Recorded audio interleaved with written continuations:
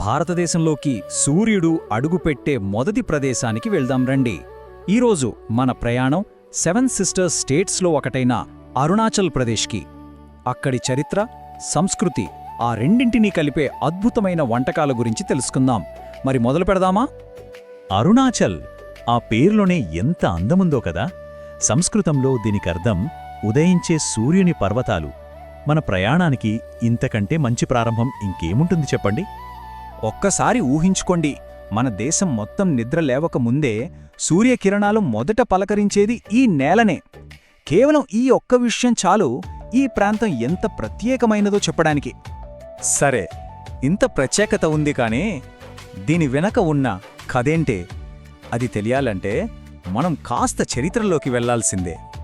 ఒకప్పుడు ఈ ప్రాంతమంతా మోన్పా, నిషి, ఆది లాంటి పురాతన గిరిజన తెగలకు నిలయం.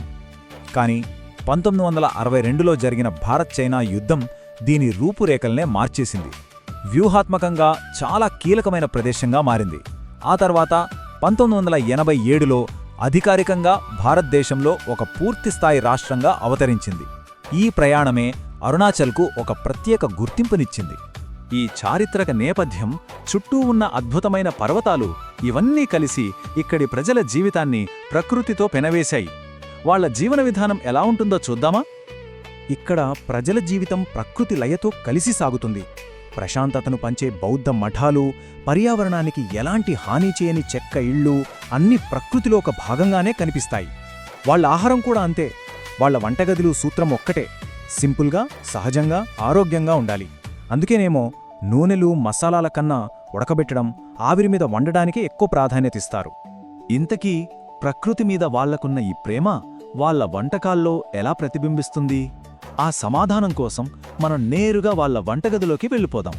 అరుణాచల్ సంస్కృతిని, చరిత్రను రుచి చూడాలంటే మొదటగా మనం తెలుసుకోవాల్సింది తుక్పా గురించి. ఇది కేవలం ఓ సూప్ కాదు, అదొక కథ.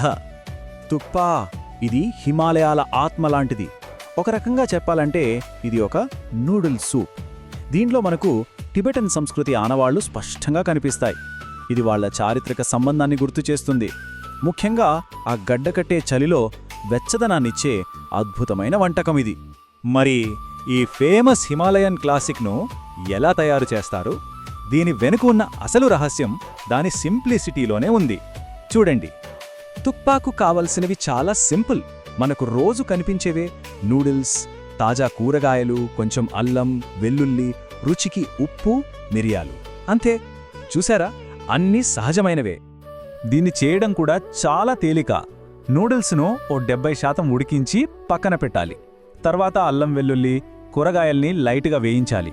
ఇప్పుడు నీళ్లు పోసి ఉప్పు, మిరియాలు వేసి ఆ నూడిల్స్ని కూడా కలిపి ఓ 3-4 నిమిషాలు ఉడికిస్తే వేడివేడి తుక్పా రెడీ. అరుణాచల్ వంటలకి మనం సాధారణంగా తినే భోజనానికి మధ్య ఉన్న తేడా గమనించారా?